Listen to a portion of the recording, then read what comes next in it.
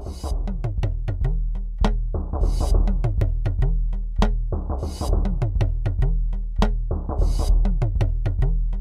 gente volta justamente pelas ligações com as religiões que a gente tem afro-brasileiras. Acho que esse é um ponto muito importante, que é onde as pessoas buscam, né, e a própria questão da pele, a questão estética, mas de como o Brasil acaba buscando sempre essa África antiga, não olhando a África hoje.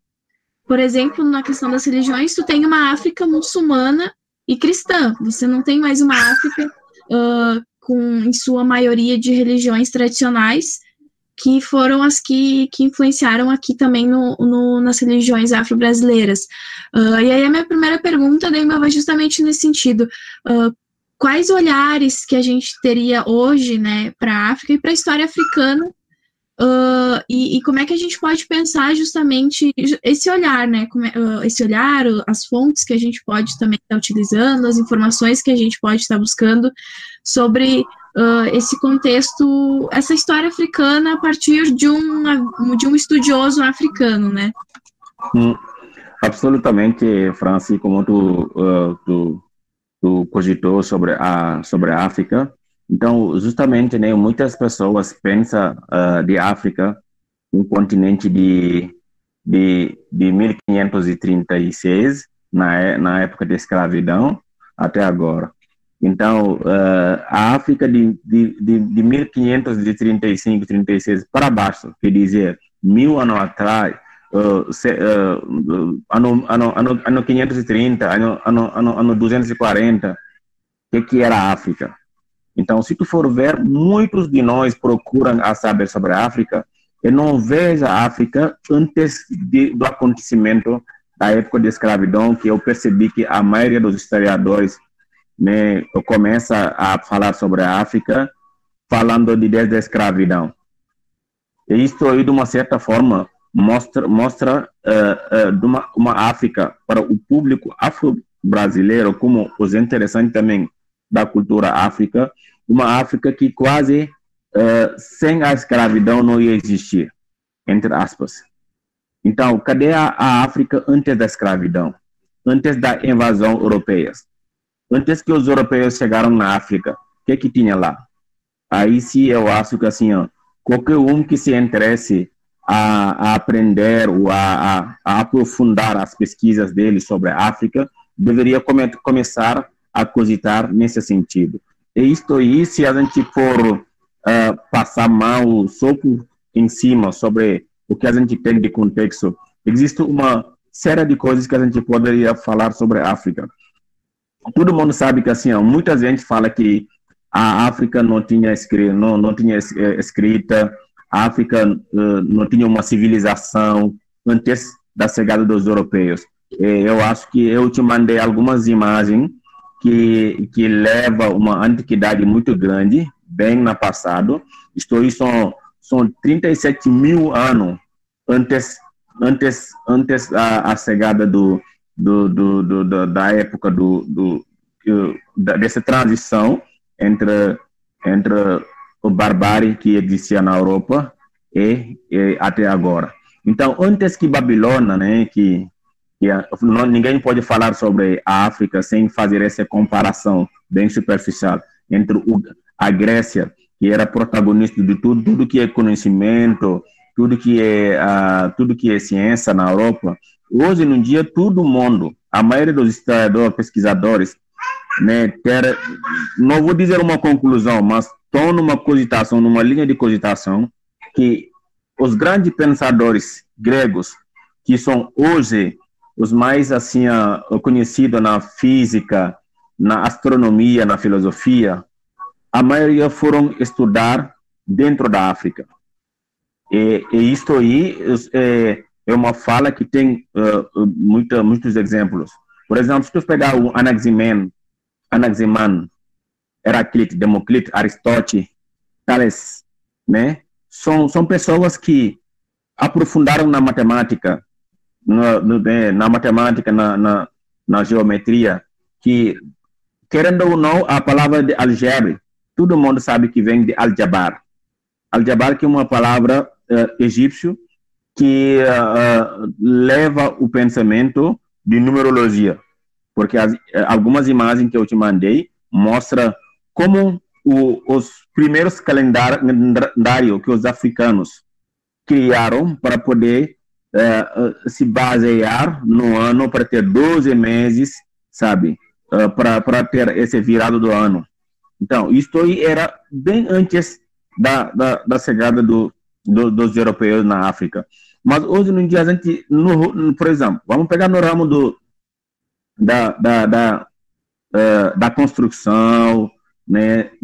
Por exemplo, quando tu fala da história da África, ele fala os pirâmides foram criados, né? A estética, né? Essa parte de beleza geográfica. Mas eu vou dizer para ti, não é só Egito.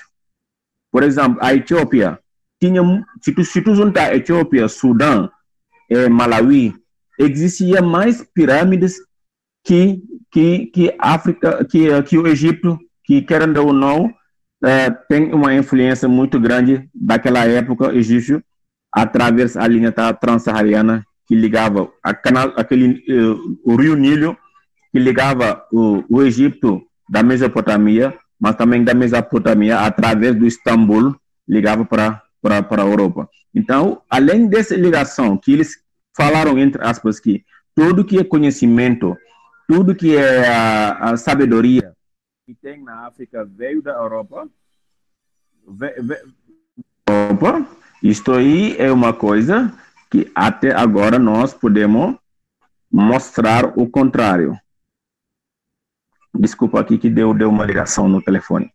Então, que nem você falou, o olhar que todo mundo tem da África é uma África que assim, os navios negreiros vieram de lá para a América, para a Europa, e depois o mundo, 1848, acabou a escravidão, tem a presença da Europa, Espanha, França, Portugal, a África foi colonizado, mas é muito, muito, muito mais, muito além disso aí, né, Fran? Então, se tu for ver, a chegada dos europeus na África mostra uma forte, como é que eu vou dizer, imperialismo humano.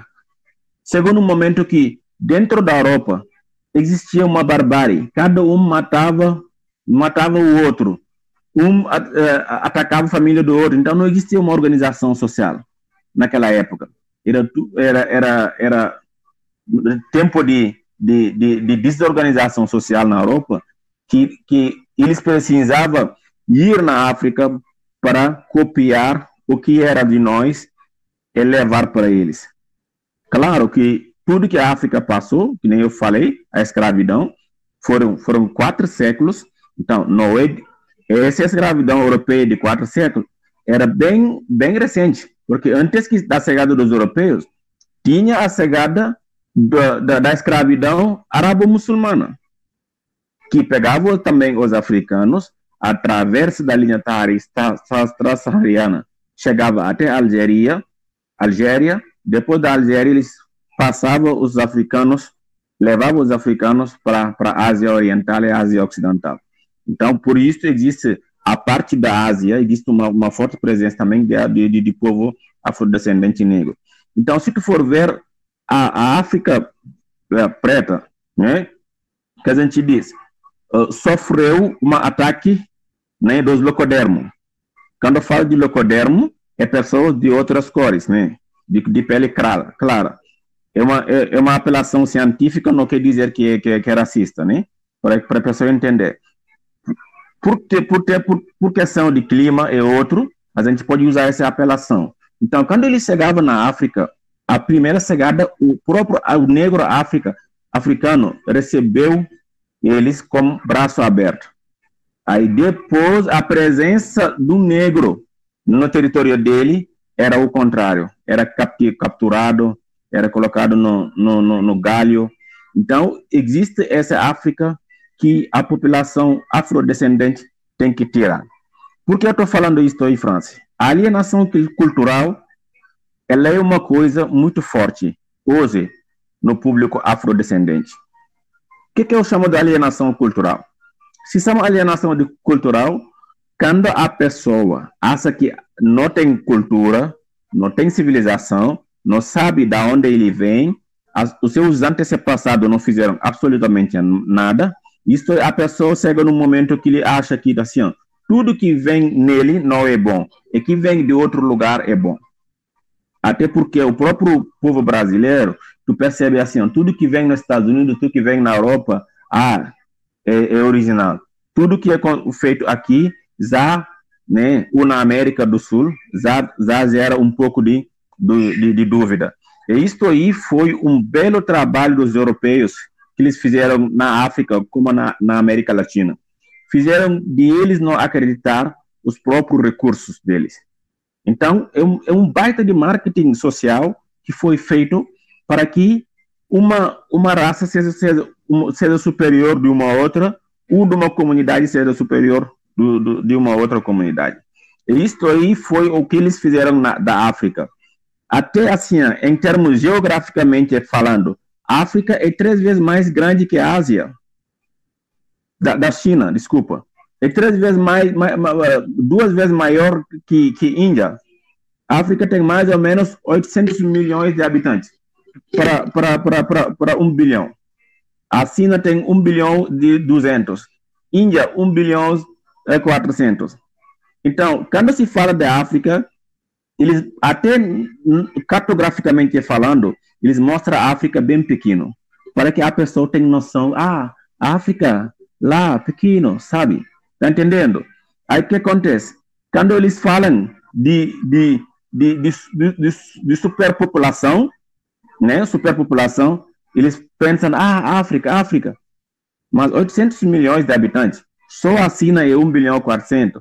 Índia, tem uma cidade da Índia, Hyderabad, tem 30 milhões de habitantes. Numa cidade só, Hyderabad. Pode pesquisar na internet. Então, tu vê o genocídio intelectual que existe da comunidade negra. Então, são pessoas que fizeram um belo trabalho. Mas, aprofundando esse assunto, para que a pessoa entenda que não é a África que o próprio colonizador ofereceu para o mundo, que é a África de verdade. Nós tínhamos escrita muito tempo atrás. Eu não vou falar nem do hieroglifo, né? Que hieroglifo, tu fala, todo mundo, Egito, hieroglifo. Mas nós tínhamos muitas escritas. Eu te mandei algumas imagens que mostra isso aí. De vários tipos de escrita que existia bem antes da época medieval. Então, são escritas que forma de comunicação que a África tinha bem antes da chegada desse novo alfabético que a gente está usando no dia a dia. Então, o amaraico, lá da Etiópia, é uma escrita de muito, muito antiga. Eu te mostrei uma imagem de uma Bíblia mais antiga, né, que o cara segurou na mão. Aquela imagem, o cara está com uma Bíblia que é muito mais antiga que a Bíblia que a gente acostuma ver, que é reescrita bem ultimamente. Então, são fatos que existem. Eu te mandei também uma imagem que mostra como os europeus queimaram as bibliotecas africanas. Né? Tem que saber que quando o europeu entrou na África, ele percebeu uma civilização muito organizada. E isto para ele era uma ameaça, porque naquela época tinha uma crise de superioridade. Então, quem era superior que o outro, até porque quando se fala de monarquia, de reis é outro, é assim, alguém é um ser superior ao outro. Então, naquela época, a cabeça do ser humano é assim, se tu enxergar algo além do que você tem, ou tu tirava, ou tu estragava. Então, tem várias imagens aí que mostram bibliotecas africanas que foram queimadas para, de uma certa forma, acabar com a história africana. Mas, voltando no assunto, né, que hoje, essa África, ela é percebida como assim, uma terra espiritual. Então, as pessoas se interessam na África quando eles querem falar com... Entendeu? Claro, é algo que existe, é muito forte, beleza. mas não é só isso aí. O povo afrodescendente de agora, eles têm que começar a pesquisar sobre a África, mas não da África que o próprio europeu ofereceu para eles. Porque lembrando que quem escreveu a história da África foi aquele que foi lá, capturou os filhos dele, trouxe para a América e na Europa para traduzir eles em escravidão. Depois que acabou a escravatura, eles escreveram a história da África. É claro, se eu tirei alguma coisa de você, e depois eu que tirei de você, eu tenho que justificar, mas eu vou me justificar. Eu vou mostrar que eu precisava pegar eles porque não tinha. Então, essa é a única história da África que a gente tem. É o medo de qualquer jovem africano, né, historiador, o pesquisador sobre a África de verdade. Então, existem várias coisas que a gente poderia aprofundar, mas como eu quero que a gente interaja, né, França? Eu vou passando só um pouco em cima, conforme as suas perguntas. Claro, o pessoal está comentando aqui dessa questão de não perceber a sua própria história, né, e não ter essas referências, justamente, né, a Anne falou que isso é uma realidade, chamamos de síndrome do vira-lata, né, a gente tem muito isso aqui no Brasil, a gente sempre acha que a gente não tem um país de peso, uma história, enfim, e aqui no Brasil a gente tem um baita problema, a gente sempre começa estudando a partir de 1500. A nossa história começa em 1500, acho que, eu não sei como é que funciona no sistema educacional de vocês, mas aqui a gente sempre começa a partir daí, e aí depois, se a gente tiver algum professor bom de história, ele vai trazer as culturas indígenas, as culturas originárias, mas se não, os povos originários aparecem um pouco no início, depois somem, é só europeu, e o processo de escravização, e aí república, império, república, a gente acaba tendo esse vácuo também na nossa própria história, porque a gente não estuda esses povos também, essas próprias organizações daqui. E a Anne também comentou sobre essa questão dos mapas, né, como eles são ideológicos, é muito real, tu pega um mapa de diferentes anos, tu vê como a Europa às vezes aparece grande, e às vezes ela diminui um pouco, né, dos mapas atuais tu já não tem mais tanto isso, mas nos mais antigos tu vai ver a Europa é enorme, sendo que a Europa não é enorme, de como ela realmente é, né. A Marcela aqui falou, até nas salas de aula do ensino fundamental, a gente percebe que o Egito é tratado como fora do continente africano. Quero aproveitar e te perguntar sobre isso, Demba. Tanto como é que é no ensino de vocês, mas procurando também, nos meus estudos, procurando referências africanas, estudiosos, eu cheguei no historiador Cheikh Anta Diop, para quem se interessa pelo assunto, é um historiador muito importante, e é o historiador que justamente vai problematizar, o historiador senegalês vai problematizar essa questão do Egito, porque ele era tido e ensinado, pensado como fora da África. E o Cheikh Anta Diop justamente vai desenvolver o trabalho dele em cima do Egito também, né? A obra que ele mais é conhecido por trazer essa herança africana, essa história africana para dentro da África, né? Retomar isso. Queria te pedir como é que tu vê essa questão do ensino, dos próprios pensadores. Sim, na realidade, bem que tu falou, bem isso aí, né? Existe o nosso professor Cheikh Anta Diop, que até porque a Universidade Senegalesa do Dakar deram o nome do Cheikh Anta Diop, que é um grande pensador, é um grande antropólogo, né? Isto aí que é o mais importante. Ele além de ser historiador, ele é um grande antropólogo. E hoje, todas as teses que ele aprofundou sobre a existência de uma África mãe da civilização são teses que hoje está se reconstruindo através de fatos do dia a dia. Né? Eu vou pegar só um exemplo aqui, o do coronavírus, que hoje todo mundo sabe que é um vírus animal, né? Que era um grupo de vírus animal que já existia, que atacava só os animais, né? Então, se tu for ver, tinha uma tese, entre aspas, que o Cheikh Anta Diop falava sobre Lucy. Quando ele saiu aqui do Egito, ele foi para a Croácia. Na Croácia, ela encontrou alguns chimpanzés, alguns, como é que vamos dizer o chimpanzé? Chimpanzé que nem o gorila. Gorila é aqueles macacos grandes, né? Ela encontrou eles na Croácia. Ela tivesse algumas relações sexuais com aqueles macacos que deram nascimento ao Homo sapiens, que é o homem moderno, que nasceram conforme com a clima, que estava muito frio, saíram como locodermos, né, com pele meio clara. E hoje a gente viu, com coronavírus, quem até, assim, tu vê na África, que o corona não fez muito sucesso, né, claro, mas não fez muito sucesso, porque se a gente fala de 350 mortos no Senegal, né, numa cidade de 15 milhões de habitantes, então, desde que o corona veio até agora, isto ainda dá para ter uma justificação, né, comparando com as outras cidades nem, de 15 milhões de habitantes, que tem mais de 40 mil, 10 mil, 20 mil mortes, enfim. Então, voltando a posição do Seanta Diop, o Egito era visto como um país fora da África. Por quê? Porque tem que saber por que existe na real uma genocídio de negro dentro do Egito. Porque tem histórias que não se contaram.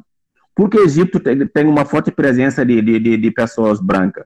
Não foi assim, porque se tu for ver todos os faraós que passaram no Egito, tu vai ver assim, até o último múmia que foi aberto agora, o DNA dele mostrou que a múmia era preta. Entendeu? Eu até mandei a imagem para ti. Então, a história teve uma falsificação muito grande. Como o Egito era mãe da civilização, e todo mundo sabia, eles precisavam branquear o povo egípcio. Daí tinha o quê? Uma grande migração dos europeus, da Europa para a África, para o Egito, porque naquela época o Egito era muito mais avançado. Contrário para a Babilônia, que naquela época era só assim, matança. Naquela época a mulher não tinha nem direito a votar, direito a falar, nem direito a participar em nada naquela época. Entendeu? Porque se tu for consultar a história, tu vai ver que a Europa naquela época, a mulher era considerada como uma subordinação, que não poderia fazer nada, só ficar em casa e obedecer um homem. E olha lá. E naquela época eu te mandei as imagens. No egípcio tinha faraós mulheres. Na África, entendeu? Império do Ghana, Império da Mali, tinha reis mulheres. Entendeu? Líderes de Império, de mulheres. E as imagens provam isso aí. Então, para te ver como a ideia da nossa África era, né, naquela época, que conseguia agilizar não uma dicotomia entre mulher e homem, mas ele era uma África que colocava da mesma forma o homem no seu lugar, como também a mulher no seu lugar. Então, tem até assim, uma faraó muito famosa que todo mundo conhece, que é Nefertiti, né? Nefertiti, eu acho que a maioria conhece, que era uma mulher faraó que conseguiu lutar contra a invasão inglesa. Entendeu? Então, isso aí é algo muito importante. Na época onde essa Europa tão cantada, estava numa barbaria onde ninguém tinha o direito a nada, na África tinha uma colaboração muito grande. E na história também, bem aprofundado, para quem é mais religioso, já ouvi falar do Balkis, né? Balkis, a rainha do Sabá. Vocês conhecem mais o nome da rainha do Sabá, da Etiópia, né? A gente sabe que a riqueza dela era muito mais, né, estimada de hoje, seria 3 vezes a riqueza do mundo. Ela pegou toda aquela riqueza para responder o rei Salomão, na Mesopotâmia. Então, o que acontece? Existia uma África que tinha uma organização muito boa, organização social, uma hierarquia social, claro, baseada na monarquia, mas uma monarquia bem mais compreendida, comparando em outras nações daquela época. Então, o Cheikh Anta Diop veio trazendo essa ideologia de uma África que não é só focado no Egito, porque tudo que existia no Egito antiga existia também na África do sul saariano, né? Que todo mundo sabe o rei Kanka Musa, que lidava quase toda parte da África Ocidental, né? Império do Ghana, que era incluído dentro, né? Que eu te mandei uma imagem onde tu vai enxergar a escrita do Gans, da Ghana, que é uma forma de comunicação. Até agora existe essa comunicação, essa forma de escrita. Então, por mais que todo mundo fala da tradição oral da África, mas sim, essa é a forma que os europeus conseguiram colocar da África para poder mais, né, manipular o mundo.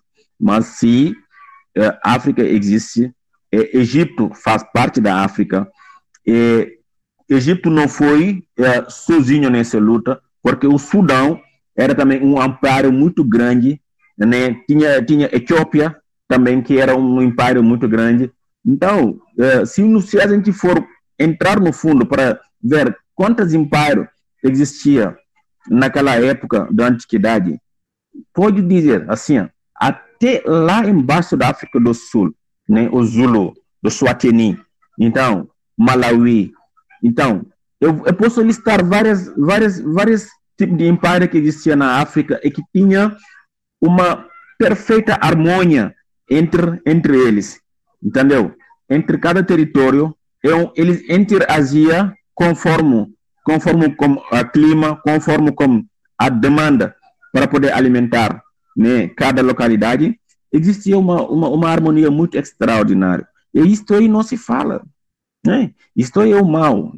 O mal da África é que dentro da nossa... Porque depois da escravidão veio a colonização dentro da África. Porque depois que eles adotaram a lei de não escravidar, de não transportar mais negro para o resto do mundo, que é a lei lá do 1848, que foi criada em 1844, começou para Victor Schwercher e os companheiros dele.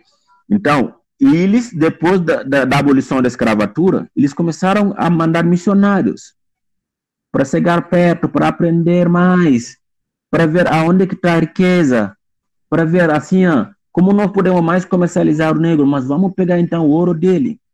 Entendeu? Se França, Portugal, Espanha levanta a mão para falar sobre, para se posicionar como o país mais rico do mundo, mas porque eles aproveitaram da África e da América do Sul, vieram aqui colonizar as pessoas e tiraram todas as riquezas.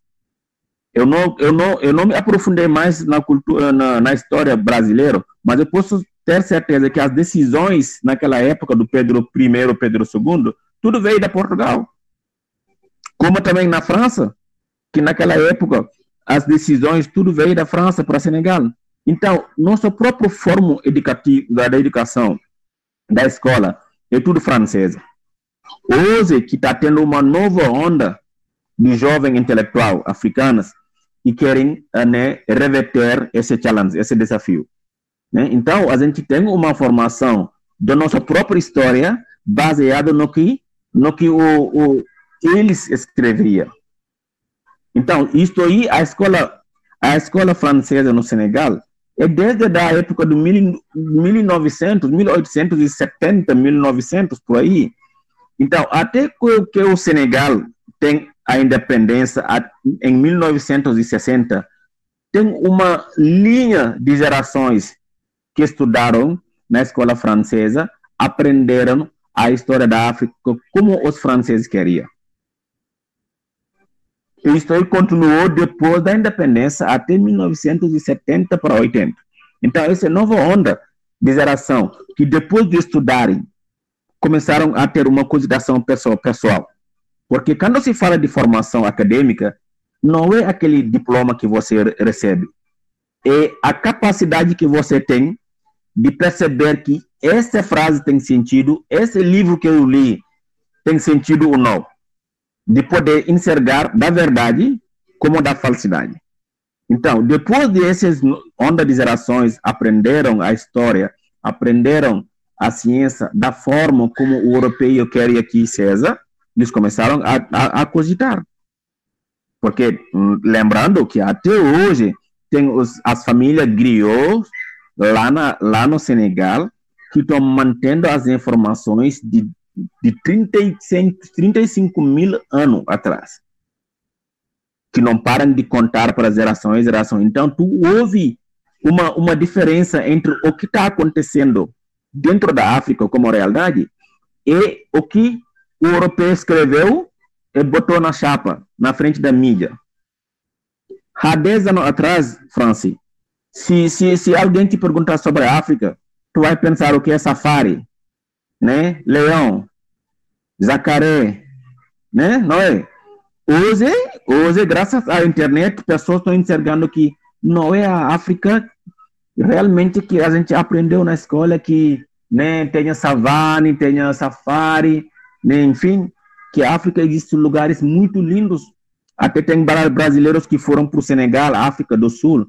Eles fizeram um vídeo, tá no YouTube, falando que não acreditava que o aeroporto é assim, que a cidade é assim, as praias são assim.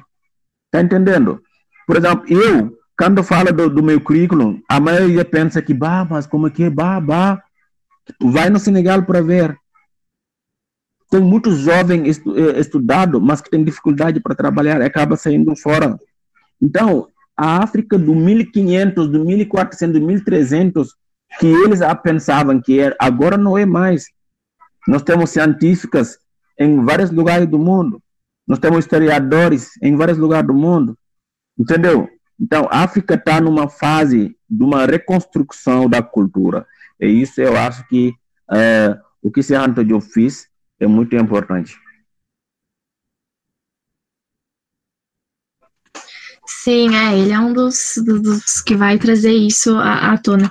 Só para comentar, a Anne tem uma pergunta, só vou comentar uma coisa antes que foi falado aqui no chat, da dificuldade de nós, daqui, brasileiros, né, acredito que tem a gente de outros lugares aqui, não só do Rio Grande do Sul, de achar fontes e referências traduzidas e de pensadores intelectuais africanos, assim, eu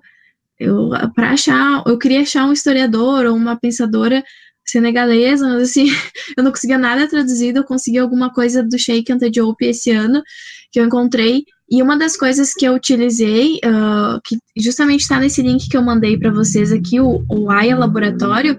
O AIA, ele tem vários pesquisadores, tem bastante filósofo, achei bem bacana isso, e eu acabei utilizando, porque minha primeira pesquisa foi sobre as mulheres, né, eu acabei utilizando a pensadora Oyoronke, que é uma socióloga nigeriana, e ela estuda as questões de gênero, e uma das coisas que o Demba falou sobre algumas sociedades africanas, esses impérios, inclusive a forma como a gente entende império se dá de uma forma diferente na construção dessas cidades organizadas, de certa forma, né, como a gente pensa em questão de Estado, e essa sociedade, a sociedade Yorubá, antes da colonização, ela era uma sociedade não generificada.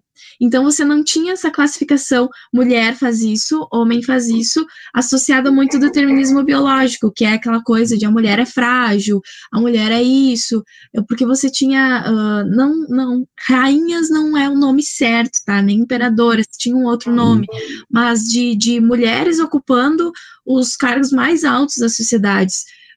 E participando ativamente dessas organizações. Então, também tem bastante dessas questões. E é importante também lembrar que o Império Árabe Muçulmano também é quem começa esse tráfico de africanos, né?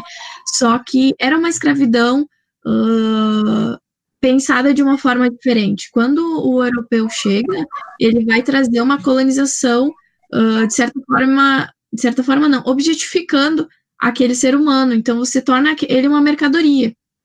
E ele é uma venda, ele se torna literalmente um produto. Também aquela coisa de colonizar. Então, e acho que aqui na América Latina, acho que não, tenho certeza que na América do Sul a gente vive muito isso, né? Acho que a gente compartilha essa história da colonização e que, inclusive, a gente não reconhece a própria história, não se vê como sujeito produtor e acaba não se conhecendo, porque a gente sempre acha que a cultura europeia é a cultura, né? Fora disso, não tem uma cultura, é algo que não é tão positivo quanto as outras formas de organização. Ania, não sei se tu gostaria de perguntar.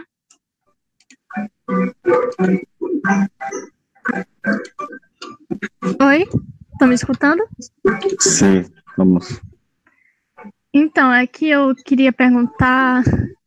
Nossa, deixa eu ver, é porque deixa eu tentar contextualizar, porque eu mandei aquela coisa no chat faz um tempinho. Porque você estava falando sobre história da África, estudo da história da África, e essa questão, tipo, das visões que a gente tem, das visões que a gente tem sobre a África, e como as pessoas que são afrodescendentes, elas podem lidar com isso, elas podem buscar estudar. E aí eu queria perguntar sobre qual é a sua opinião de movimentos negros americanos e o resgate deles da história da África. E nós temos, assim, cresceu bem mais o número de busca por autores africanos e estudos africanos sobre diversos temas, não só sobre história da África, mas sobre raça e racialidade, mas também tem ocorrido uma problemática, principalmente no resgate do Egito, do termo Egito enquanto nação, que às vezes eu acho que pode acabar também caindo naquela mitificação da África, da África enquanto uma coisa mágica, distante, que não necessariamente é a mesma narrativa europeia, mas é uma narrativa um tanto irrealista. Certo. Sim, Ana, eu acredito que a tua fala tem uma importância muito grande. Estão me ouvindo? Sim. Tá. Eu acredito que a tua fala tem uma importância muito grande, no sentido que a referência do afrodescendente americano, ele tem hoje uma referência de luta, né, para uma inserção, né, do povo afrodescendente dentro do local que é a América. Então, se tu pegar o movimento do negritude, que muitas começam através do Martin Luther King, mas propõe-se mais para trás, vai procurar William dos Boys, que começaram, entendeu? O movimento Dada, do Tristan Tzara, entendeu? Então, existe na América, nos Estados Unidos, uma forma de luta baseada em uma busca, né, apropriada de ser negro incluído dentro do sistema. Contrário com a América Latina, que, mesmo tendo isto aí, não tinham mártires, pessoas que morreram para essa causa. Ou se tiver, não foi muito mais carregado pelo povo afrodescendente que lá. Porque o afrodescendente americano, lá dos Estados Unidos, ele entende que os Estados Unidos foi construído através da mão dele. Então, ele tem que pegar a indenização desse trabalho. E isso aí gera luta, gera organização social, organização política, etc. Agora, se tu pegar o povo, por exemplo, brasileiro, afro-brasileiro, ele tem ainda, que nem eu te falei, essa alienação cultural, que ele não pode, que ele não sabe, que ele não pode participar, que tem que baixar a cabeça, que assim, ó, para que uma verdade seja cientificamente aprovada, ela tem que vir de um europeu. Então, o de um homem branco, entre aspas. Quando a gente usa a conotação de um homem branco, não é uma conotação racista. É um termo de falar, porque, querendo ou não, também, a questão da cor existe da minoria como da maioria. Entendeu? Então, existe esse negócio aqui no Brasil, que ainda o negro afrodescendente no Brasil já está nessa panela. A panela que foi colocada o negro brasileiro é que assim, ó, ou você é atleta, ou você é faxineira, ou você é vigilante de uma empresa, ou você trabalha lá embaixo da produção. Se você não quer fazer isso aí, vai cantar, vai na diversão. Se você não quer fazer isso aí, então tu que se vira. Aí quando a palavra vem, tu que se vira, aí vem a marginalização. Ou vende droga, ou é ladrão. Isto aí são realidades que nós que estamos morando aqui como africanos durante 8 anos, já percebemos isto aí através do fala do dia a dia. A voz no Brasil para o negro, o olhar no Brasil para o negro é direcionado nesse assunto. Isto aí não é vitimização, mais uma vez. Vitimizar é querendo dizer que eu sou descendente de escravo, os meus bisavós não escravos, por isso eu sou aqui. Isso é vitimização. Mas quando estruturalmente, institucionalmente, o negro está sendo colocado num lugar que todo mundo sabe que é um lugar da baixa sociedade, isto se vê através do trabalho, através, né, da forma de morar, através dentro da cidade, entendeu? Então, isso aí, eu acredito que pode mudar. Pode mudar desde que o negro começa a se autocriticar. E quando se fala de criticar, crítica não é uma coisa negativa. Crítica é algo que te permite de sair de um nível X para um nível Y. Então, se autocriticar é começar a se cogitar por si. O que é que eu posso fazer? O que é que eu posso fazer? Qual é a minha participação dessa mudança? Se essa mudança eu não vou desfrutar essa mudança, de repente meus netos podem desfrutar. É começar a participar na militância social, política, organizações, enfim. Dali, chegar no ponto de poder participar nas decisões final da sociedade, o negro ele pode sair desse rumo.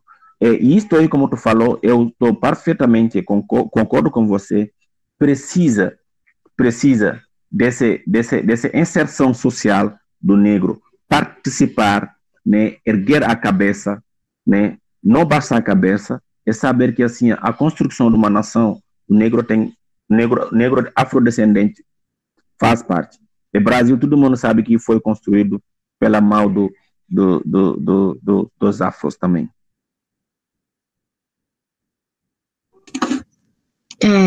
Se a gente vai ver a maioria, falando em marginalização, né, a maioria da população carcerária no Brasil é negra, né, isso é um problema muito grande, porque a gente teve a abolição, mas esses sujeitos literalmente foram colocados à margem, né, e isso gerou problemas que a gente tem até hoje, e dessa própria visualização. Demba, eu vou te fazer uma pergunta de curiosa, tá? E que eu acho que outras pessoas também têm essa curiosidade.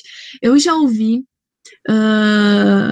eu acho que não foi tu que me comentou isso, não lembro, mas eu ouvi de uma cantora, que ela disse que ela descobriu que ela era negra quando ela chegou no Brasil. Como é que essa questão pra ti, assim, dessa diferença, que nem tu falou, né, desse lugar que no Brasil tu ocupa um lugar diferente que tu ocupava no Senegal, e justamente relacionado a essas questões que também impactam, né? Como é que é isso, né? Se tu se descobriu negro no Brasil, também. Na real, o que acontece? É algo, dá vontade de ir, né, Francis, né? Porque como é que uma pessoa se percebeu que ele é negro quando ele chegou no Brasil? Então, a gente percebeu que, assim, eu nem estou falando daquela cantora, mas, enfim, olha, é o mesmo problema que muitos negros têm. E isto aí eu estou falando de novo. Tudo isto aí faz parte da alienação cultural. Quando a pessoa não sabe quem ela é, sem identidade, a pessoa não sabe se é negro, se é branco. Aí vem essa conotação de fugir da palavra de negro. Como negro no Brasil ou no mundo é colocado como algo sujo, algo que não presta, algo ruim.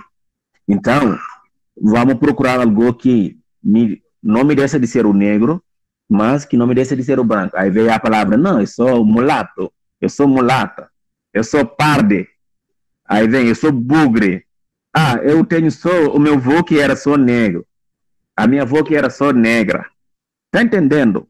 Então, já existiu dentro da subconsciência do próprio negro que ser negro já é uma deficiência, entre aspas, me desculpa da palavra, que uma deficiência nem é problema ainda. Entendeu? Então, para muitos negros, eles não se enxergam negros. E tem muitos. E tem também outro problema, que é o negro que cria uma diferença entre um outro negro. Eu sou negro, mas sou mais clarinho. Eu sou negro, mas assim, eu sou no cabelo. Então, o fato de fugir a tua negritude te coloca na farina ainda. Aí aquela mulher cantora que, segundo o Brasil, percebeu que é negra, porque o que acontece? De repente, aonde ele estava, ele não se enxergava como negro, enxergava o negro aquele que mora na África. Então, por isso estou te dizendo, no meu trabalho, por exemplo, eu quando não trabalhava o que eu trabalho hoje, né, trabalhando no rumo do cabelo, enfim, não trabalhava isso lá no Senegal. Mas nesse trabalho que eu estou, trabalhando com cabelo, dread, trança, como a minha irmã, turbante, roupas africanas, eu percebo que essa rejeição de ser negro, essa colonização mental ainda existe. Veio pessoa falando para ti, raspa meu cabelo. Tu pergunta para ele, mas por quê? Sabe o que ele fala para ti? Porque me falaram que meu cabelo é ruim. Meu cabelo é ruim. Tá vendo? Ele está consumindo a informação do outro. A informação que o branco colocou na cabeça dele, vai raspar, que seu cabelo não presta, sabe o que ele não vai? E começa a raspar. Ele não procurou a saber se a informação que veio é verdade ou não, se o cabelo não servia para fazer nada ou não. Aí, depois de ser colocado no lugar dele, através de uma conversa bem light, seu cabelo é bom, você pode fazer isso, aquilo, mostrando para eles uma série de opções. E depois de ele escolher uma opção e fazer, aquela pessoa fica muito faceira. E claro, a gente sabe que assim, tu quer lutar com a sua negritude, tem que ter representatividade. E hoje, graças a Deus, nós temos um ponto cultural. Eu nem estou falando de salão nem de estúdio, porque agora não é mais nem salão nem estúdio de beleza. É um ponto cultural, porque é um lugar onde as pessoas que fazem TTC vão para lá para fazer pesquisa, pessoas que estão fazendo a memória, pessoas que estão fazendo doutorado também me consultam lá para fazer pesquisas, enfim. A gente orienta, a gente cria uma ambiente dali que mostra uma africanidade, né, numa busca de uma africanidade que ainda, claro, nós temos desafios, mas graças a Deus nós estamos conseguindo, né, mexer na subconsciência de muitos brasileiros que antes de ir lá estavam com cabeça para baixo, mas ao sair do estabelecimento já se enxerga como uma pessoa com autoestima muito grande. E isso eu acho que assim é uma parte que eu mais gostei, porque hoje, se eu voltasse o tempo para trás, eu escolheria mesmo esse trabalho que eu estou fazendo agora, que é o trabalho que eu fazia no Senegal, que é, claro, dar aula, né, de línguas e outro. Que, claro, eu já tinha feito aqui também, mas eu percebi que através desse trabalho que nós estamos fazendo uma diferença na vida de outras pessoas que não se identificavam, que não se autoestimavam. Hoje, bota turbante, passa na rua, né, trança no cabelo, né, desprende o cabelo, entendeu?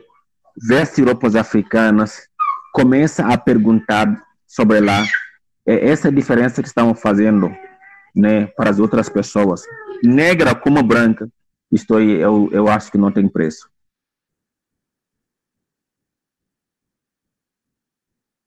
A Anne queria fazer uma pergunta ou queria comentar algo? Pode falar, Anne. Não, eu queria comentar que eu passei por um processo parecido com o da cantora, só que dentro do próprio Brasil, porque eu morava no interior do Brasil e lá as coisas eram bem diferentes, assim, no processo de racialização. Como eu cresci numa família que era principalmente composta por pessoas pretas de pele bem mais escura, e eu sempre fui um pouco mais clara, eu não era assim vista como negra da mesma forma que eles eram. Eu não me reconhecia, tanto que eu me registrava como parda. Até que eu me mudei para a cidade, para o litoral, e foi quando eu sofri o primeiro caso de racismo pela primeira vez, que eu passei por um longo processo de descobrimento, de estudo, de assumir essa identidade. E quando eu comecei a assumir a minha raça, ver as diferenças de quando a gente está, que esse processo de racialização, ele muda de um local para outro. Quando eu vivia no interior e quando eu comecei a estar mais presente em ambientes que eram ocupados por uma maioria branca, a forma que eu comecei a ser racializada, e realmente tem essas distinções que a gente nega, a gente é ensinado a negar a nossa raça a todo custo. Que não é negro, é pardo, é mulato, é isso, é aquilo. E também porque é um processo, me custou muito, não foi só depois do caso de racismo que eu sofri, que eu realmente vim a me assumir, foi um processo de estudo. Eu tive que estudar eugenia, estudar embranquecimento da população, apagamento racial, para compreender todo o contexto que eu estava inserida, e então, de fato, assumir uma identidade, né?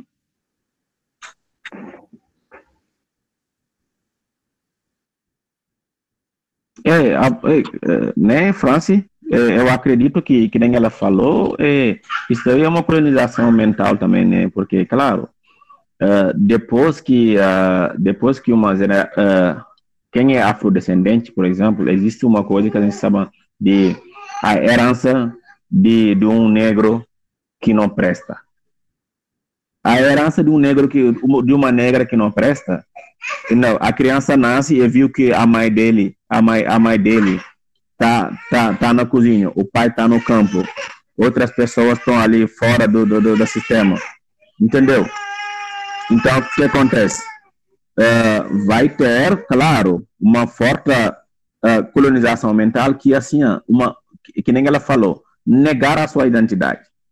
Isto aí faz parte também do trabalho do colonizador, porque ele sabe que se o negro se une, de repente se faz uma organização social, ou se junta, ele pode ser uma resistência muito grande. Até porque quem aprendeu um pouco a história da capoeira, tu viu que eles estavam aprendendo arte marcial, mas quando o chefe chegava, eles transformavam como dança.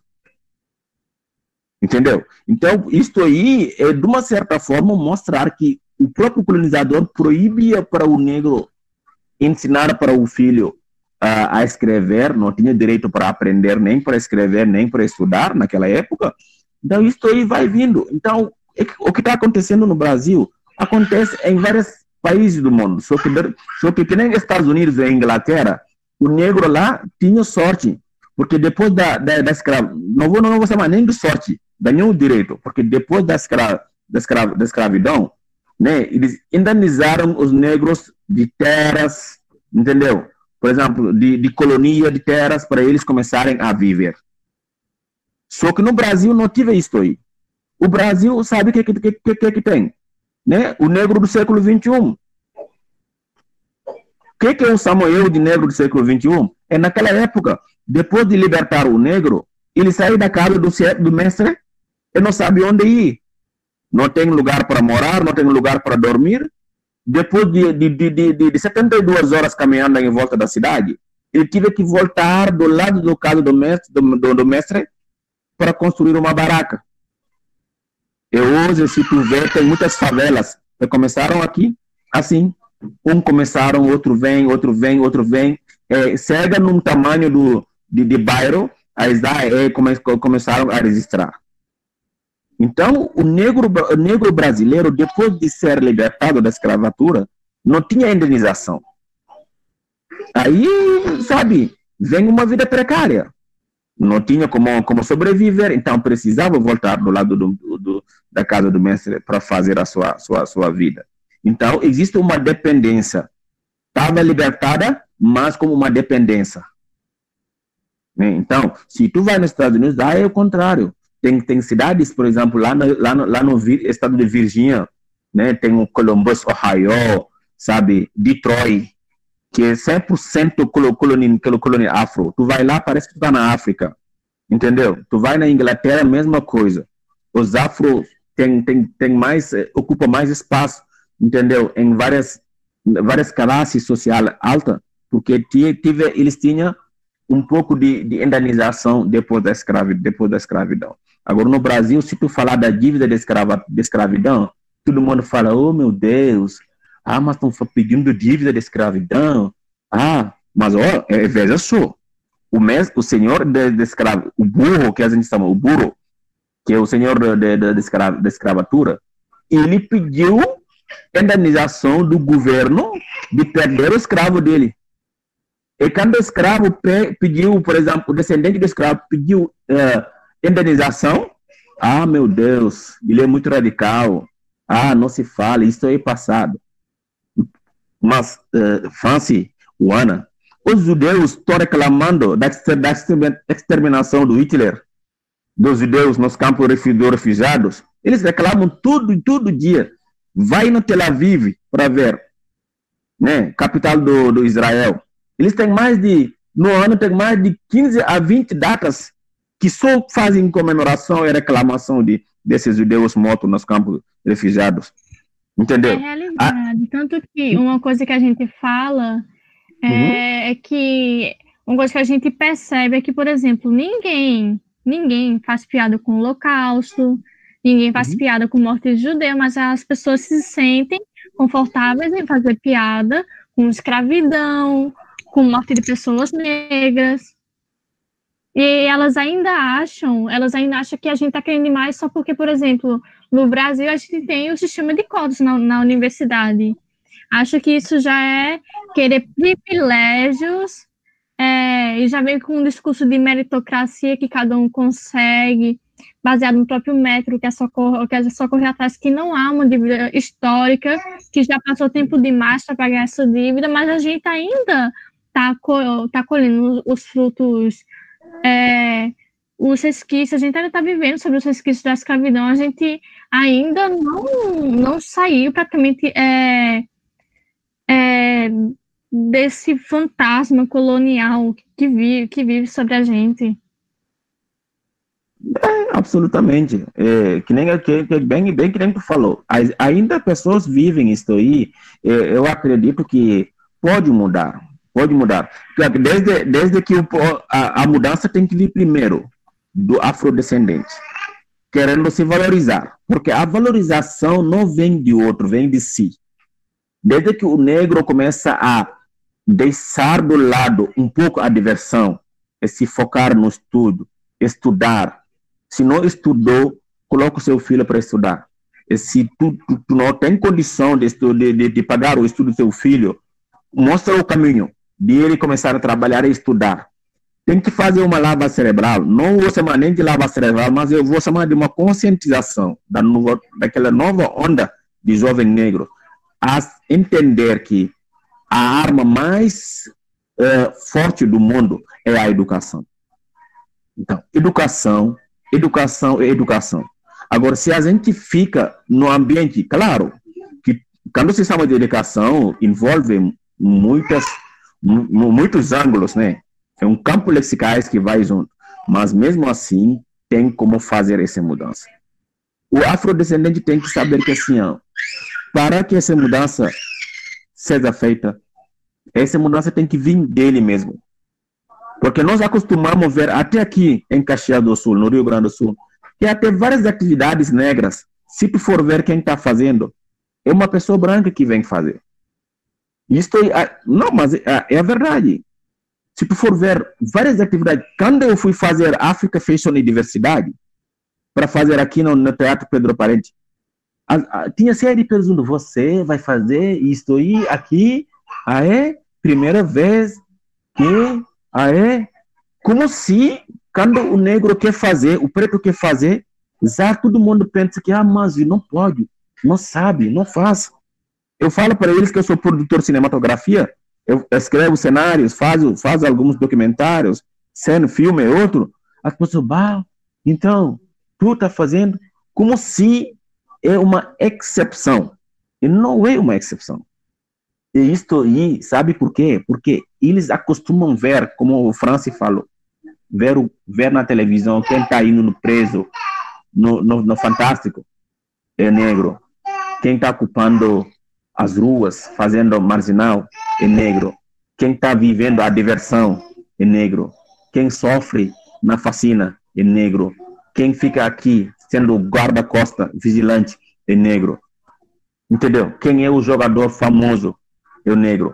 Então, colocaram negros no ângulo de não pensar. Não quero dizer que ser vigilante não pensa.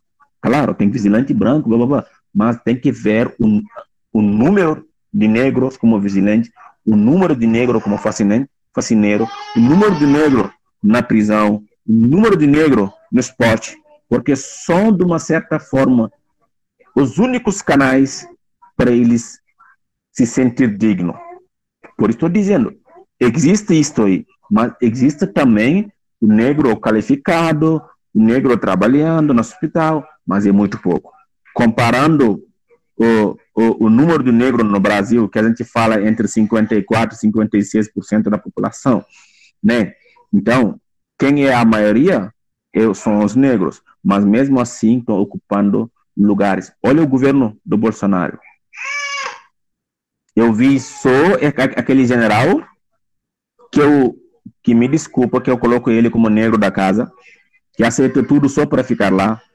Então, tu vai nas turbinais brasileiros, que nem assim, Fórum da Justiça, Justiça do Trabalho, blá, blá, blá, de juízo até secretário, é difícil de encontrar negro. Vai nos bancos para ver. Bradesco, Banco do Brasil, Banco Itaú. É muito difícil. Se tu encontrar negro, porque vigilante, o tá lá fascinando. Estamos no século XXI.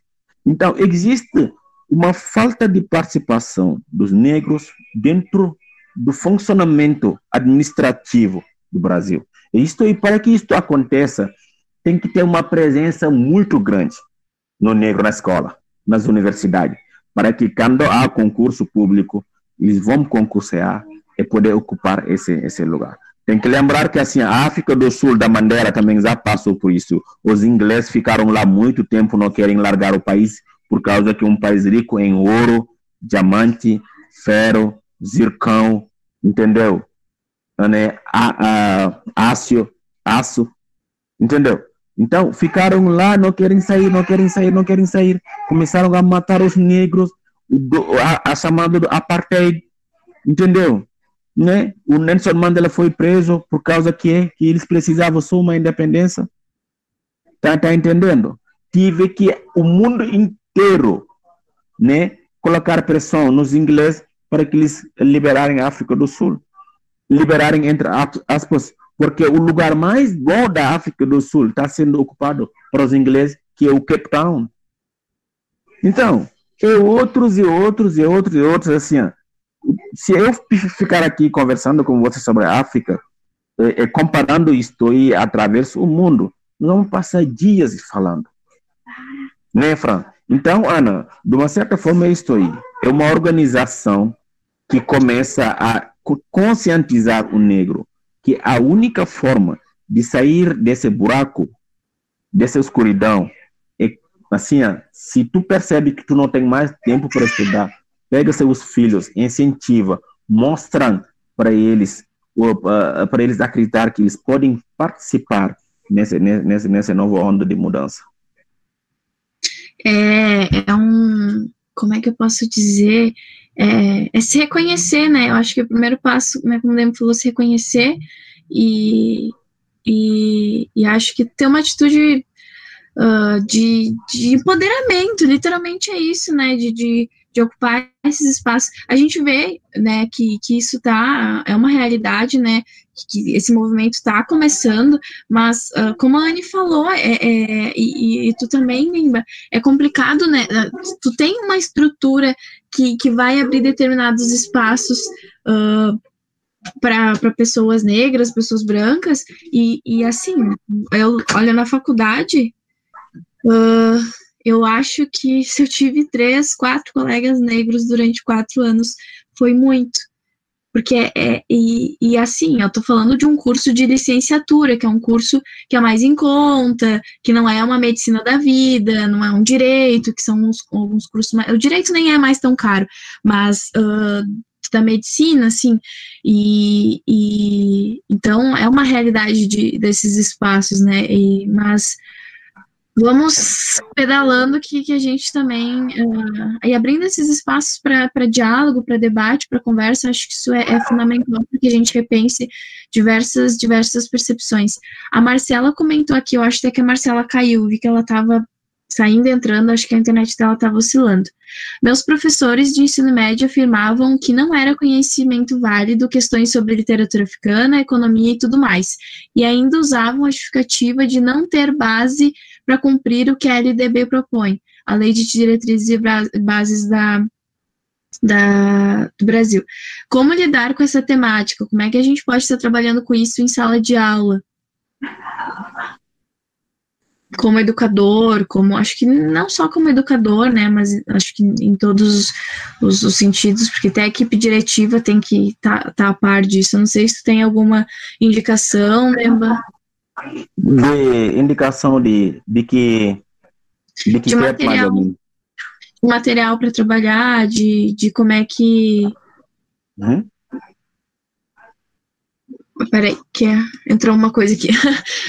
De material, de leituras, de reflexões que a gente pode trazer.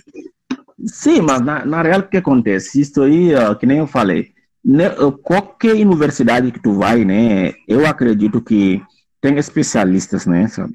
Eu já fui numa faculdade da Arezão, onde eu estava fazendo palestra sobre literatura e civilização africana. Só que eu encontrei um cara que nem eu te falei, ele se chamava especialista, né, em história, literatura e civilização africana. Mas a única pergunta que eu fiz para ele é se uma vez tu já foi para a África, tu já tentou, né, buscar um controverso do que você estudou através dos livros europeus. Mas a resposta foi não. Do outro lado, os caras que são especialistas de civilização europeia, do grego antigo, né, da Grécia antiga, dos gregos, pergunta, a maioria foi para a Europa. Sim, foi para a Europa, foi para lá, foi para a Itália, pesquisei ali, tá entendendo? Então, falta também da vontade dos pesquisadores sobre a cultura e a civilização africana, a literatura, enfim, de ir lá na África e buscar o controverso do que você estudou. Então, existe, claro, uma várias formas de isto ser revista dentro da forma de estudar. Assim, teria que ter, na real, assim, uma base do que a cultura africana existe. Primeiramente, esses especialistas que têm, de repente, o poder, o direito de repassar, sabe, as informações certas, essa vontade de chegar e ter a verdadeira história e trazer para seus alunos, para eles também poder trazer esse controverso por si da história da civilização africana, eu acho que é uma forma, já vai ser uma forma boa de começar essa revolução dentro da universidade. Mas, claro, né, envolve todo aquele material de estudo que não há nenhum ponto que diz que o contrário pode existir. Por isso eu falei para você agora há pouco, existe uma única história da África contada. E isto aí é o problema. Como é que um continente de 54 países e de 2 impérios, Swatini, né? Até agora existe uma única história contada para quem? Pelos europeus. O Cheikh Anta Diop, ele foi boicotado pelas mídias europeias. Todo mundo sabe isso aí. Quando eles perceberam que esse negãozinho está muito pela frente, está trazendo a verdadeira história, sabe o que eles fizeram para ele? Às vezes ele viajava, eles não deixavam ele entrar no país. Até na Guiana Francesa, quando ele veio, ele teve dificuldade. Quando ele veio para Haiti fazer palestra, ele teve dificuldade. Quando ele veio no Martinique, aqui, nas ilhas de Martinique, ele tinha dificuldade para entrar. Barado no aeroporto, porque eles achavam que ele estava acordando uma revolução do negro contra o mundo. Ah, meu Deus, ele é muito radical. Olha o que ele fala sobre o Homo sapiens sapiens. Ah, ele acha que o africano ele é descendente do Homo neandertal. Ah, mas da onde que... Então, existe isto aí, o apoio das mídias internacionais para barrar a política africana de inserção social, mas de inserção acadêmica também. E isso aí, eu acho que assim, todo mundo viu isso aí. É difícil de, por exemplo, uma universidade como qualquer uma convidar um palestrante, historiador africano para vir, para ter esse controverso na sala de aula. É difícil. E tem como, né? Convidar, existe muitos historiadores que falam português, né? Trazendo na universidade para trazer um controverso. Não existe alguém que busca esse controverso, esse contrário do que foi lançado na história sobre a África. Então, já é difícil. Se a própria universidade abre umas janelinhas sobre a história da África. Eu já fui numa escola também, né? Eu acho que é fundamental, enfim. A professora me convidou para fazer a palestra com os alunos, mas a pergunta, o que é que vocês pensam da África? Ah, é lá, lá. Daí eles, às vezes as crianças nem entendem o que a África deu ao resto do mundo. Ele fala África do Bob Marley. Bob Marley, Jamaica, América Central. Entendeu? Outros falam de personagens que tu percebe que assim, são jovens que precisam saber, né? Precisam entender que a informação não chega, a verdadeira informação. Por isso estou dizendo, volta para a universidade, abrir esse espaço para que esse controverso tenha, mas que seja um controverso cientificamente provado. E, chegando nesse ponto, eu acho que tem várias formas de fazer, tem até material. Eu acho que o Anta Diop já escreveu muita coisa sobre a civilização negra, entendeu? É difícil, um procedimento difícil, né, Fran? Mas eu acredito que um dia nós chegaremos lá. Com certeza. Esse negócio das leis de diretrizes e bases, ela é um problemão aqui no Brasil. Não sei se foi esse ano, acho que foi na última base que teve, eles tiraram a história do Islã.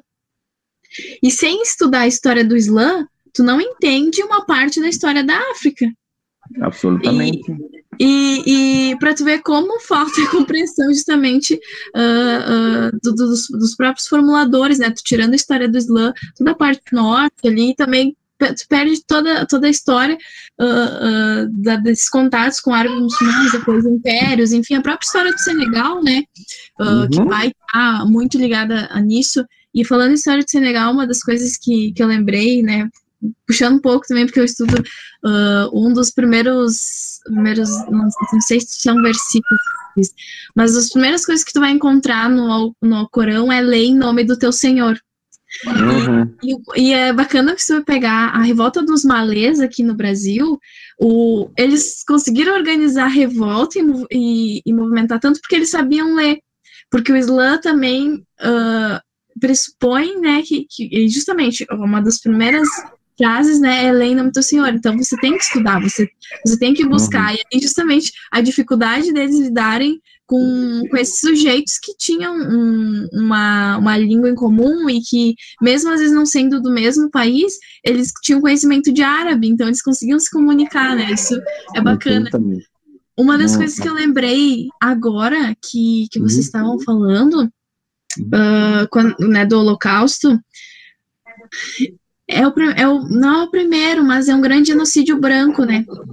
Acho que é essa grande questão, né? É um grande genocídio branco, então é um genocídio que a gente que é valorizado enquanto genocídio mesmo, né? Você tem o genocídio armênio, que é pouquíssimo falado, você tem todo o processo de extermínio indígena aqui nas Américas, né? Então, que também passa como, aconteceu, foi parte do processo, né, os sujeitos africanos também, e então, realmente, essa questão da, tanto racial, quanto étnica, quanto de país, de pertença, é bem complicada, né, agora eu lembrei o pensador que eu estava tentando lembrar, o Aimé Césaire, que é um pensador colonialista, ele vai falar que a colonização, ela coisifica o ser humano. Então, você só se vê em determinados lugares, né, como vocês estavam falando, sou negro, então meu lugar vai ser ali na produção ali embaixo, eu não me vejo como uma pessoa num cargo mais alto, ou uma pessoa que de repente, vamos pegar um caso, né, da universidade, como um intelectual, como uma pessoa de voz ativa, que tem propriedade daquilo que está ocupando aquele lugar de fato, é respeitado como tal, sabe? E que inclui também as questões do ser negro também, né? Deixa eu ver aqui. O Gustavo Trindade falou que ele falou faz um tempinho já, que em História da Arte vemos apenas sobre a arte no Egito. Não há uma abordagem que abranja mais sobre a presença da arte em outras regiões da África. Não sei se tu tem alguma coisa para comentar. Acho que essa questão da arte é bem importante. Realmente, eu só conheço arte egípcia. Na real, dependendo da conotação que ele aborda sobre a arte, né? Se a gente pega a arte no quadro geral, existe uma linha, né, extraordinária de arte negras, né? A gente sabe disso aí, em termos de escultura, em termos de desenho, em termos de dança, em termos de literatura, né? Em termos de como é que eu vou dizer, um decor visual, em termos de edifício, enfim. Então, todo mundo, que nem eu falei no início da conversa, tu fala de pirâmide, todo mundo pensa em Egito. Mas eu falei para ti, se tu junta Etiópia, Sudão e Malawi, que são países da África,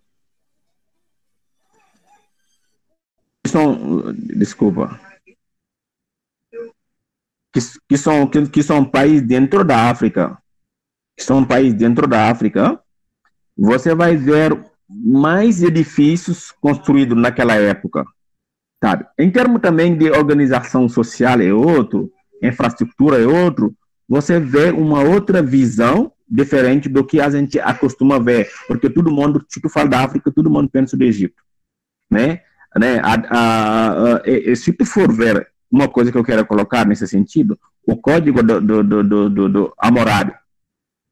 Hoje todo mundo viu que muitos edifícios antigos, né, do Egito, como do Sudão, como da Etiópia, como do Malawi, entendeu?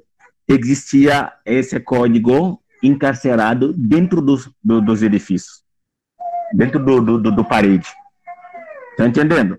E todo dia os arqueólogos estão descobrindo várias coisas, né, nesse sentido. Então, de uma certa forma, a gente chega num ponto de perguntar quem copiou quem? Porque a arte que a gente recebe, né, dos europeus veio da onde? Isso também é uma pergunta. Porque a gente tem que lembrar da arte que é uma cópia. Ou seja, de uma imagem que tu tem dentro da tua mente, ou uma imagem que tu já viu uma vez. Então, qualquer produção artística que tu faz, em termos de beleza, é uma imagem, é uma cópia da verdadeira arte que está dentro da tua cabeça, filosoficamente falando. Então, toda essa arte que se descobre na Europa, da onde veio? Foi uma imaginação? É uma pergunta. O porquê vieram isto em algum lugar naquela época? Ainda mais uma pergunta. Por isso estou te dizendo, não é só Egito, mas vai dentro da África para ver. Hoje, num dia, se tu vai na África, a parte da dança, né, a musicalidade, entendeu? Em termos de dança, música, ritmo, entendeu? Que não deixa de ser arte também. Cara, é extraordinário. Eu acho que a última música que saiu agora em plena pandemia aqui é Jerusalém, né? Como aquela batida boa, que tá todo mundo cantando e dançando através dentro dos hospitais, nas salas públicas, para mostrar um pouco da alegria. Existe. Então, eu realmente chego no momento que a pessoa tem que começar a buscar um controverso de tudo isso aí. Dessa Europa perfeita, né? Que a gente pensava que é um palácio do Deus. Está na hora de cada um começar a usar a tua subconsciência, começar a cogitar, a buscar o controverso de tudo isso aí. Assim, nós vamos perceber qual é o nosso lugar. Porque, às vezes, tudo que a Europa está aproveitando, de repente veio daqui da América. Porque se fosse bom mesmo, naquela época, eles não precisavam pegar barco e ir atrás de vida melhor. Só que quando se fala de Cristóvão Colombo, mas ele que descobriu a América, mas ele era o quê? Não desmerecendo ele, mas o que ele era? O que motivava ele para vir, né, atrás das outras terras do mundo? Então, tudo isso aí são controvérsias que, depois que você tem uma formação acadêmica avançada, que tu tem que começar a cogitar. Por que do nada descobriu Haiti? Por que do nada descobriu a América? Por que do nada descobriu algumas costas africanas? Né? Por que o René Caillé estava indo para lá? Será que porque ele era um pouco mais que outro? Então, isso aí são cogitações que nós temos que fazer. Fazendo essas cogitações, nós chegaremos até no arte, para ver essa arte visual, essa arte física que a gente vê da Europa, como as danças, como a forma de comemoração, enfim, que muitas vezes é mitologia, não era verdade. Tá entendendo? Então, nesse sentido, eu falo assim, sabe? Que arte é uma coisa que dentro da África tem uma forte presença, desde da preparação dos casamentos, entendeu? A entrega, o homem, quando ele é percebido como homem, chegando na idade da maturidade, tem uma série de ritual que não deixa de ser arte em termos de visão, em termos de dança, em termos de corpo vestimentário. Então, quem fala de arte, África, eu acho que assim, ó, não usando o ego dessa arte que sou o melhor, mas faz parte dos melhores continentes que trabalhou muito na parte da África, na parte da arte, desculpa. Ai meu Deus, quem é essa pessoa? Maliga Filmes. Ela comentou aqui, né, que a gente estava comentando dos Estados Unidos, e como o sul dos Estados Unidos sofreu também com a segregação durante muito tempo, após o fim da escravidão. E o Alisson, ele tem mais uma pergunta, na primeira pergunta, Alisson. Seria muito difícil inserir professores do continente africano para ensinar história em nossas escolas? O que tu acha? Seria difícil, eu acredito que sim, porque o que acontece? Já que nós estamos num país onde, que nem a gente falou há pouco tempo, que a história da África não foi muito assim o interesse da própria sistema de educação. Então, a própria sistema de educação nos deu um lugar muito grande, né, sobre a história africana. Então, chegar no ponto de eles buscarem professores africanos para ensinar a África, a verdadeira história, é trabalhar junto com os alunos a busca da verdadeira história, a busca da verdadeira, né, verdade, né, cientificamente provada, é difícil. Por quê?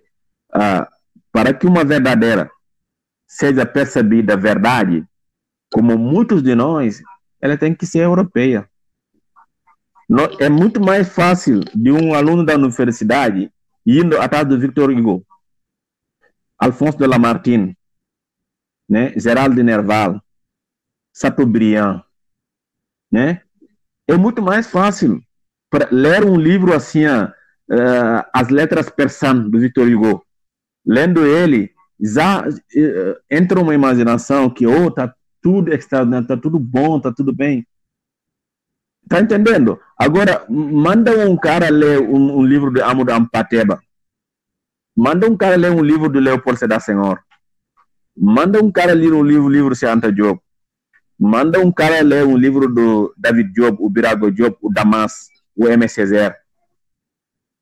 A maioria não tem interesse. Existem muitos literários africanos de grande envergadura, mas falta o interesse da própria universidade propulsionar a vontade de fazer os seus alunos entender a literatura, né, a civilização, a história em geral da África. Não vou dizer que não vai não é um ideal, em termos literaturamente falando, não é um ideal. Pode que isso aí pode acontecer, mas como?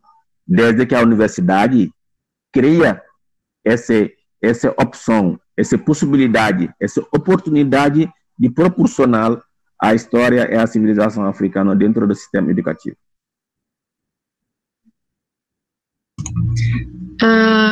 Aproveitando, o Gustavo ele fez mais uma colocação ali sobre a arte, mas eu queria também, só antes que eu acabe me esquecendo, a gente vai ter emissão de certificado para quem esteve presente, também a gravação depois vai ser disponibilizada. Eu indico, né, vocês a seguirem o Projeto Move nas redes sociais. A gente vai estar postando conteúdo sobre diversas coisas, e em fevereiro a gente vai ter uma oficina com o Demba, comigo, com a Prof. Cristine, da Universidade de Caxias do Sul, sobre literatura africana, e vão ser sorteados livros de pensadores africanos, desde literatura ficcional até filosofia. Então, e tudo gratuito, tá, pessoal? Que o projeto tem o financiamento da Lei Aldir Blanc aqui no município, mas depois eu passo aqui os links para vocês, eu encaminho por e-mail, mas tem o Bamba Tor, que talvez o Demba conheça ele é senegalês também, e ele posta muito conteúdo sobre a história da África, seja de dança. Então, para quem gosta dessa parte artística, ele posta muita coisa e faz muito link com a própria questão da história. É bem bacana o conteúdo dele. Vai ficar gravado no YouTube, e aí depois a gente disponibiliza nas redes sociais do Projeto Móvel. Eu vou mandar aqui para vocês o perfil. Esse aqui é do Instagram, mas do Facebook é o mesmo @, e no YouTube também vai ser a mesma coisa, mas eu vou encaminhar tudo para vocês, no e-mail também. O Gustavo falou sobre a arte, né, a arte nas diversas linguagens, como tu trouxe, né, Demba, como mesmo mesmo no que é trabalhado no ensino fundamental, médio, superior, até pela disciplina que fiz de História da Arte, o único foco é no Egito. Fora isso, só vemos os movimentos europeus e, posteriormente, os movimentos que surgem nos Estados Unidos. E a forte presença da arte na África é pouco trabalhada. Sinto falta desse aprofundamento. Olha, agora eu até estava pensando, no instituto onde eu trabalho, a gente fez um curso sobre as mulheres na história da arte no século XX e XXI. Não vimos nenhuma negra ou africana. Nenhuma. Agora que eu tava parando pra pensar, nada, assim, ó, nenhuma. É triste, né? Gente do céu. Tu viu, né? Então, nada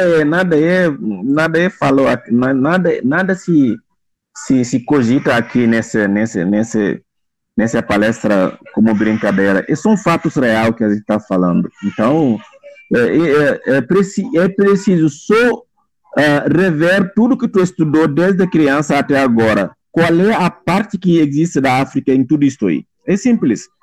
Isso é uma resposta que cada um de nós pode responder.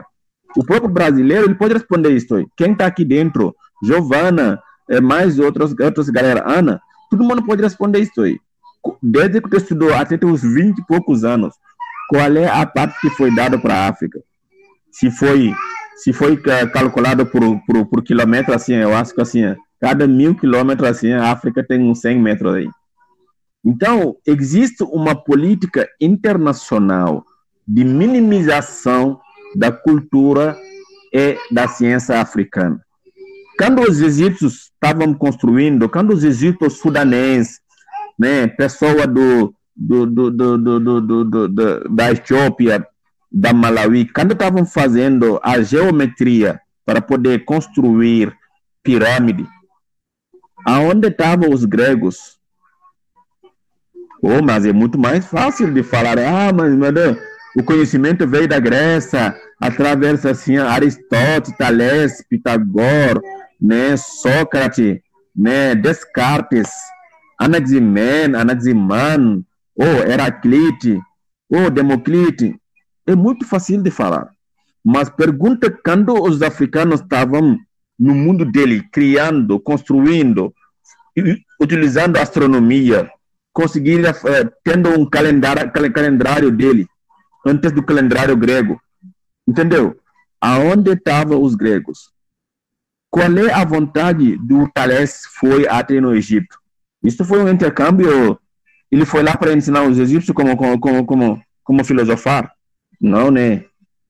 Porque ele sabia naquela época que o Egito estava muito mais avançado pelo mundo. Mas veio a colonização, queimando as universidades. Por exemplo, a Universidade de Sankore. Eu mandei a imagem para ti. A Universidade de Sankore é do Tumbuktu. Tumbuktu do Mali era um carrefour de circulação de muita gente do mundo inteiro. A maioria estudaram nessa Universidade de Sankore. Medicina tradicional. Ali nessa universidade, assim, se criavam muitas fórmulas para curar várias doenças naquela época. Que a peste naquela época era uma doença muito, muito forte. Entendeu? Então, existem várias coisas que a gente precisa saber sobre a África, mas infelizmente estou te dizendo, a colonização veio com duas formas, duas ideias. Evangelizar a população e apagar a história daquele povo. Francis, pelo amor de Deus, aqui no Brasil, eu acredito que assim, poderia ter, além do português, mais outras 3 ou 4 idiomas indígenas. Não é só o Guarani. Eu não aceito isso aí. Guarani, ele poderia ser uma língua dentro de mais outras línguas. Porque o grupo que morava na frente do mar e que vivia da pescaria, eles eram indígenas, mas de repente de uma outra tribo diferente do outro. Porque lembra que dentro da África nós temos mais de 15 mil línguas que está sendo se falando lá. Então, o português, quando ele veio aqui, amassou tudo, não existe mais nada, só português. Mas antes dos portugueses entraram no Brasil para colonizar, qual era a moda de comunicação? Eu sempre falo isso, eles falam, não, os índios, meu Deus, são preguiçosos, não. É a conversa. Índio é preguiçoso, o negro é bandido. Tá entendendo? Então, existe uma política ocidental, da oligarquia ocidental, que busca apagar a história do mundo para colocar a história dele e forçar isso aí, né, para o mundo inteiro. Claro, deu muito sucesso para eles, porque nós achamos tudo que, oh meu Deus, Europa, meu Deus, todo mundo, antes do coronavírus, todo mundo sabe que a plataforma medical da Europa era a melhor do mundo. Qualquer um que fazia cirurgia para a Europa, estava tudo bem. Corona veio, assim, eles não conseguem dominar o coronavírus. E olha o Brasil, que mala tem plataforma medical top, conseguiu dar um resultado comparando com o número da pessoa. Olha a África, entendeu? Olha a Ásia, Índia, etc. Então, eles nos venderam a imagem deles que de repente não é a verdadeira, porque eles têm desafios. Eu te falo o seguinte, fatos reais, só entrar no Google, nada é inventado. Se tu pegar Espanha e França, toda gás que eles usam para cozinhar, gás de cozinha, vem da África. Os pipelines estão instalados dentro da África. Para a Espanha, depois Espanha, o resto da Europa. Então, às vezes é bom, que nem eu volto a falar, é só assim, cogitar essa controvérsia. Por que isso aí? Porque não há outra coisa que, além disso, chegar nesse ponto que nós vamos começar a enxergar a verdadeira.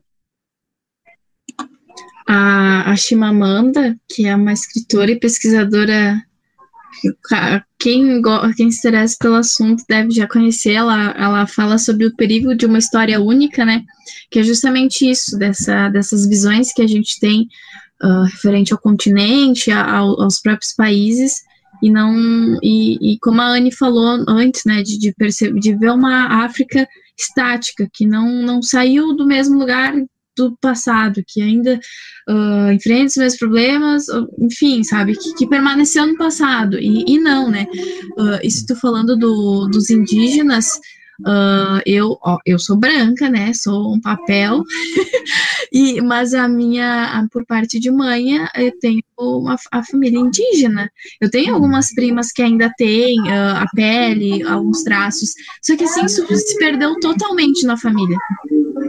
Inclusive, eu cogito, de acordo com tudo que eu estudei, que era de origem caigangue pela localização, por toda a estruturação. Só que, assim, gente, se perdeu na família. Inclusive, o próprio nome dela foi tirado dela, o nome indígena. Ela foi batizada e ela perdeu esse nome. Isso é uma coisa muito comum aqui. A colonização, ela é tão pesada e tão perversa que ela esmaga o sujeito. Ela tira literalmente esse direito do sujeito de ser, né? Então e te coloca dentro de uma caixa, você precisa ser aquilo, né? Você é um negro bandido, você é um indígena preguiçoso, e é terrível, terrível. Mas eu tô indignada. Agora eu fico indignada. Antes que eu me esqueça também, o Demba tem um canal no YouTube. Deixa eu mandar aqui o link para vocês, que ele posta faz discussões, inclusive, de coisas que a gente tratou aqui. E ele também tem um curta-metragem que está já disponível no YouTube. Eu vou postar tudo isso nas nossas redes sociais. Opa, Demba, tá... Tá, desculpa. Tá tendo vídeo aí no fundo. Aqui, ó. Esses são os dois links, se vocês quiserem seguir ali e se inscrever no canal, e enfim, a gente também vai estar postando para vocês não esquecerem, ou, né, salvem aí também os links, é muito bacana. O curta-metragem ficou excelente, achei muito show. Então, o Demba também, né, é um militante e agora produtor cinematográfico, então vai render muito audiovisual para nós assistirmos, que é muito bacana e que é uma coisa da nossa geração, né? A gente assiste muito vídeo, então é bem bacana. Para professores, gente, isso é um material excelente. Quer falar de história da África, quer falar sobre imigração, quer falar sobre história de Caxias do Sul. Lembrando, né, que nós estamos falando aqui de Caxias do Sul, mas isso vale para todos os lugares, porque essa imigração que veio da África, não só senegalesa, ela veio para ficar e ela tem tido um aumento, né, então isso vai ser uma marca histórica, então esses materiais audiovisuais são muito bons para que a gente utilize em sala de aula, divulgue, e justamente para a gente começar a repensar esses processos, tanto de colonização, do racismo estrutural, de branqueamento, que é bem isso, um branqueamento, apagamento de diversas comunidades, e acho que é bem positivo, que acho que pelo que eu vi tem bastante gente aqui que é da área da educação também. Não sei se mais alguém tem alguma pergunta, alguma colocação, e lembrando, né, ali a Maria Luísa falou que gostou do evento, teremos mais em fevereiro, né, vamos esperar o pessoal tirar as férias, esperar um pouquinho, e aí a gente também vai ter outros eventos durante o ano, enfim. Se ninguém tiver mais alguma pergunta, não sei se Demba quer fazer alguma colocação final, que aí a gente já vai se encaminhando para o final.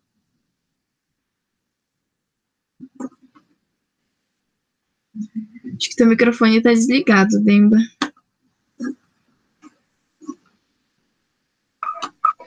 Tá, que nem bem tu falou, então eu acredito que a gente poderia passar a noite inteira conversando sobre fatos que ainda isso mostra que nós temos muito trabalho pela frente, muito trabalho no sentido de acordar, de conscientizar, entendeu? Né? De compartilhar um pouco de conhecimentos que a gente, né, juntou pelo caminho da nossa vida. Que nem a Franci falou, né, nós estamos com total disponibilidade para qualquer atividade indo nessa direção, na direção de esclarecer, no sentido de fazer acontecer. Então, colocação, eu acredito que assim, a imigração ela veio aqui no Brasil, a imigração africana. Não sou senegalês, mas existe uma forte comunidade africana, né, para cá, começando de Senegal, Gana, Mali, Mauritânia, Guiné, né, Guiné-Bissau, Cabo Verde, Angola, enfim, Moçambique. Existe uma forte existência do povo africano para cá. Isto aí também, de uma certa forma, mostra a existência dessa diáspora, né, essa diáspora negra que hoje ela é motivada pela, que nem a gente listou, o fato de os europeus indo na África roubar todas as riquezas africanas. É resultado, os seus filhos, a África os seus filhos precisam ir atrás dessa riqueza e tentar ganhar e buscar uma sobrevivência dentro dessa riqueza. E isso materializou que existe uma forte presença africanas através do mundo inteiro, né, Franci? Isto aí foi o que eu, né, ia colocar também no final, para que as pessoas enxergam a imigração não como um fato de um cara vir trabalhar e voltar, mas um fato de enriquecimento cultural. E quando se fala em enriquecimento cultural, é cultura no sentido amplo, né, em termos de conhecimento, em termos de humana, né, em termos de economia, tudo, né, materializa a imigração. Então, agradecendo você mais uma vez pelo belo trabalho que está sendo fazer. Eu acho que uma pessoa como você, eu não estou puxando, como é que se chama no Brasil, não estou te jogando flor. Puxando o saco, pessoal. Não estou puxando o saco, nem te jogando tanto flor, tu merece mais também. Mas eu estou dizendo que o teu trabalho deve ser o trabalho de muitos jovens, né, universitários, né, de querer saber, buscar as informações em vários ângulos. Isso é muito importante. Controverso da história. Buscar algo que cria uma exponencial sobre a história do mundo e da África em geral. Então, encerrando a minha fala hoje, agradecendo todo mundo. Se a gente fala alguma coisa a mais que seja magoando alguém, ou enfim, coloco isso aí como uma fala de emoção. E se for uma fala que ajudou também a esclarecer, né, algumas dúvidas, eu agradeço. Deus na comanda. Muito obrigado, Demba. Acho que é esse caminho que a gente tem que trilhar mesmo, né, de buscar sempre outras informações e outras visões daquilo que é literalmente nos jogado de primeira, né. Acho que incluindo não só o continente africano, mas se a gente pensar toda a Ásia também, que é um dos lugares que também acaba sofrendo esse apagamento, esse esquecimento. A gente lembra muito das religiões hinduístas, do budismo, que é uma coisa que chegou para o Ocidente também, e a gente acha que é só isso, né? Se tu vai estudar, é de uma riqueza também infinita. Mas quero agradecer a todo mundo, pessoal que participou, aguardem, né, que temos mais eventos. Obrigada pela participação e agradecer infinitamente o Demba, que o Demba é meu parceiro de pesquisa, gente, vocês não fazem ideia, eu faço junto, porque realmente a gente tem que ouvir e prestar atenção, porque, inclusive, né, eu tô falando de uma história que é deles, então, meu lugar é de escuta, então, e a gente também tem que ter muito consciência disso, né, dependendo das nossas formas de estudo. Mas agradecer a todo mundo, desejar um bom final de ano, que a gente já está quase aí, e que todo mundo fique bem, que logo venha a vacina. E acho que é isso. Boa noite, pessoal. Boa noite.